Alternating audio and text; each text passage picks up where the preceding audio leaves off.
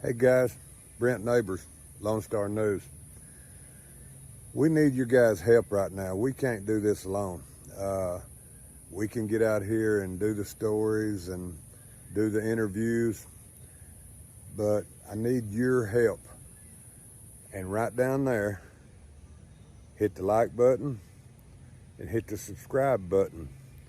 Without that, we don't have anything. The YouTube and the Facebook and all the social media algorithms these days depend on comments and likes and of course subscribing. And you can like our stories, you can dislike them if you want to. We believe in free speech, but I need some participation from you. And that means go right down there, like, dislike, and go down in the comment section below and leave your comment on what you think about what we're doing here, or we're just spinning our wheels. So I'm doing my part. You help and do your part, please. Without you, nothing much is going to happen. Thank you and enjoy the videos.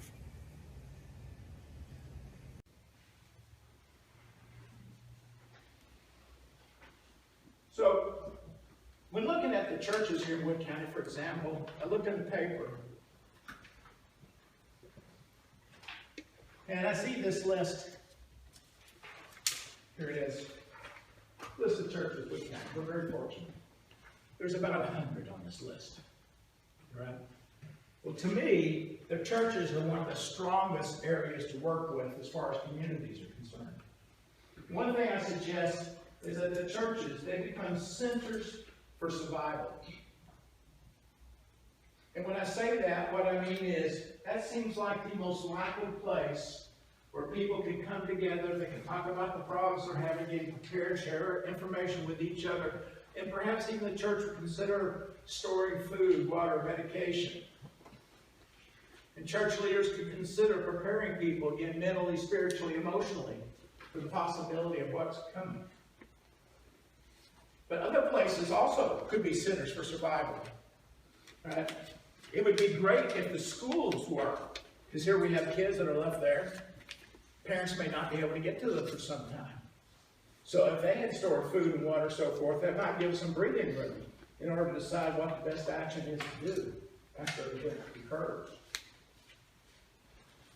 Something else to consider. If we don't have these centers for survival that people know about, then if we have a scenario and we got loved ones who have not prepared, they may volunteer themselves to go to a FEMA camp, for example.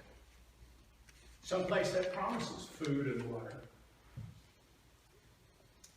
So it's something worth considering to have these locations, these places.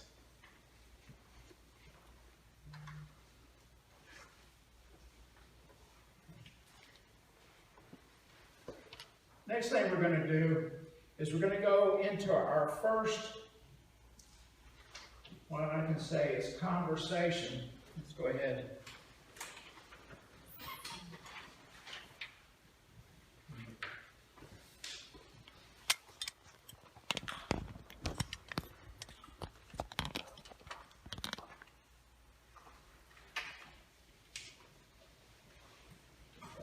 And I'm not going this way.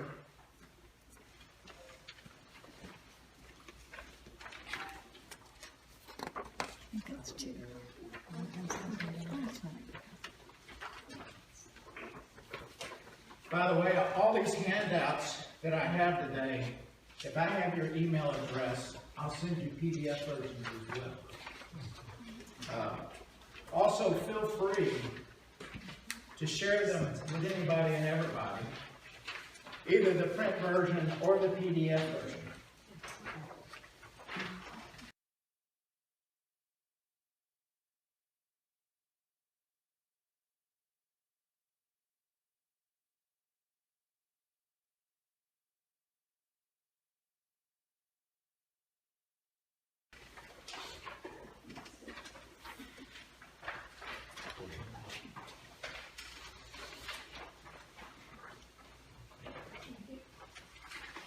One thing you may notice is on the handouts that you just received, there's 3 hole punches.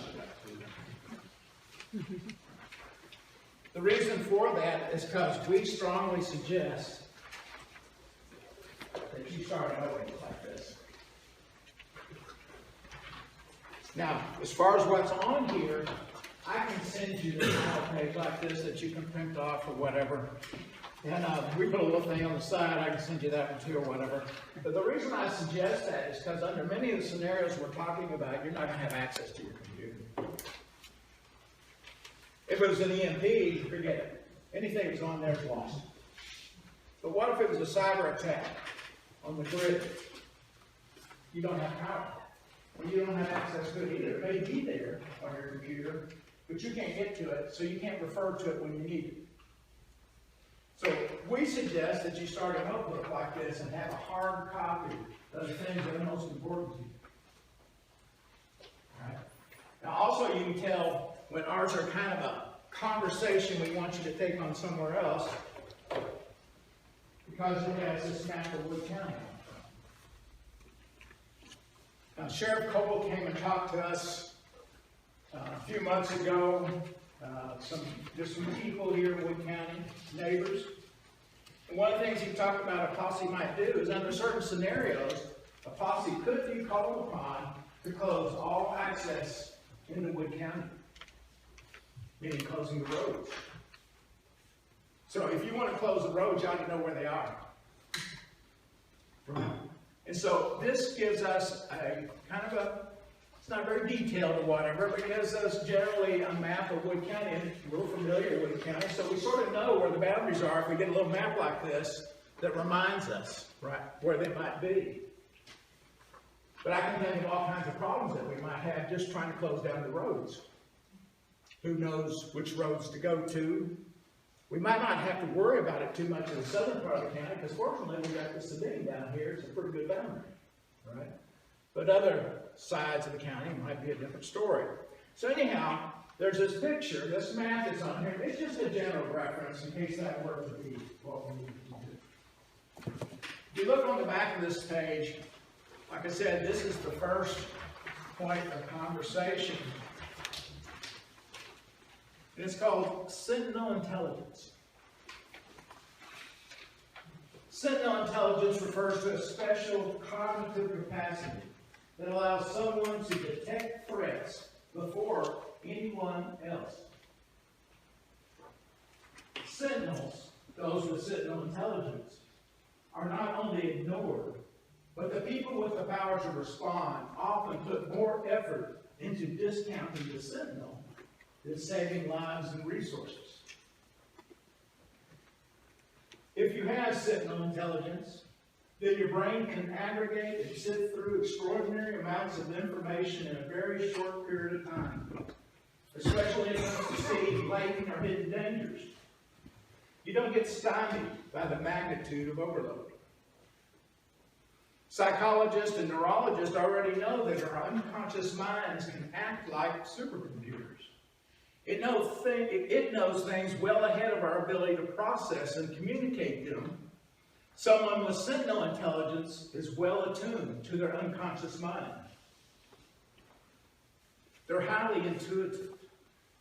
In a lot of ways, it's a superpower. Unfortunately, it's also a curse. It's not easy to convince someone to take a threat seriously when you're the only one who sees it. Your mind has pieced together hundreds or even thousands of different data points from research, but also from prior experience and observation. You'll have trouble unpacking all of that. Someone with Sentinel Intelligence may at times appear obsessive and even socially abrasive. To make things worse, psychologists have found that most people don't do a great job of distinguishing bad news from the one delivering it. They literally want to shoot the sentinel. This is why so many people wait until there's an overwhelming amount of obvious evidence indicating a threat before acting. By then, it's usually too late. It can be infuriating that the vast majority of people can't or won't connect all the threads, and it often feels like the slightest suggestion of a threat sets off a cascade of denial and wishful thinking.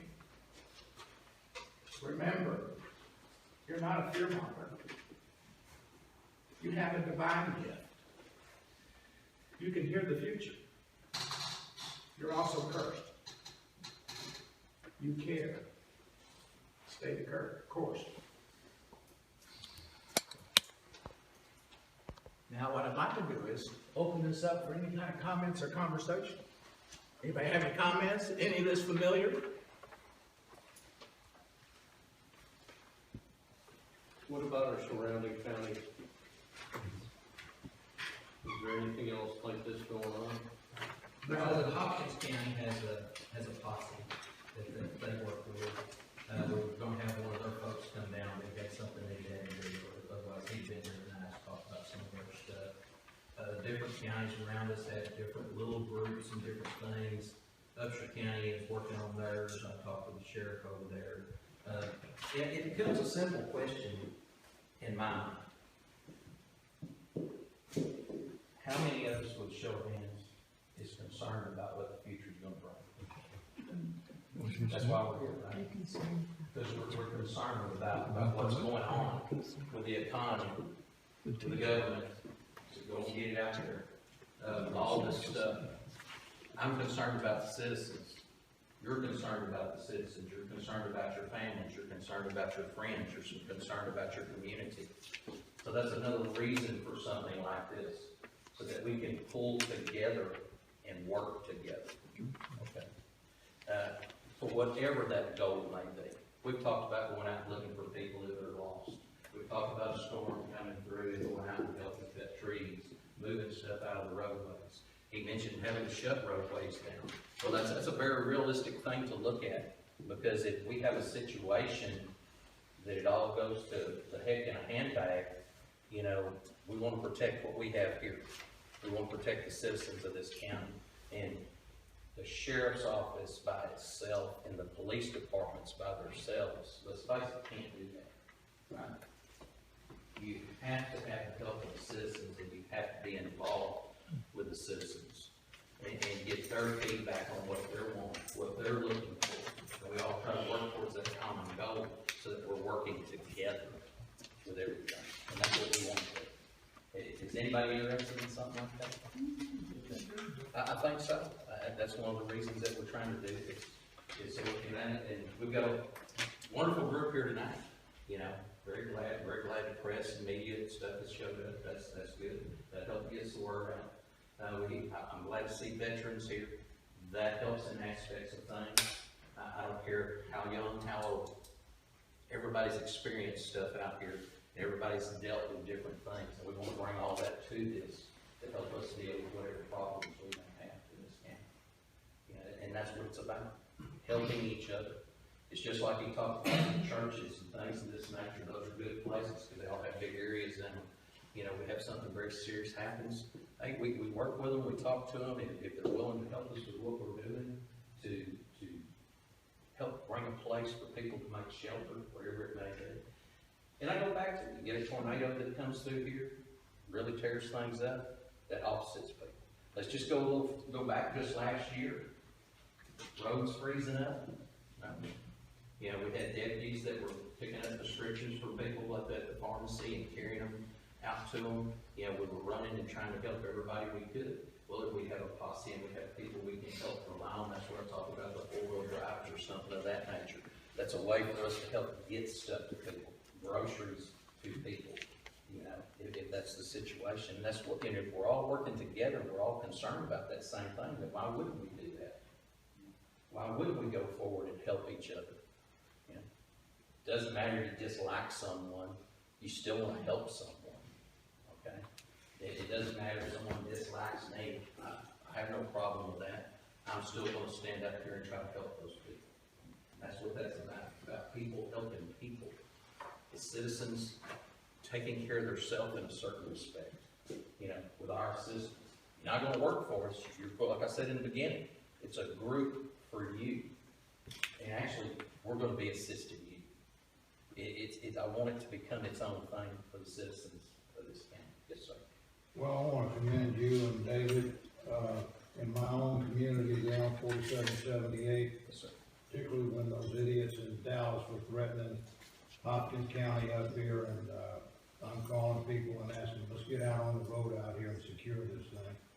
We didn't have any training.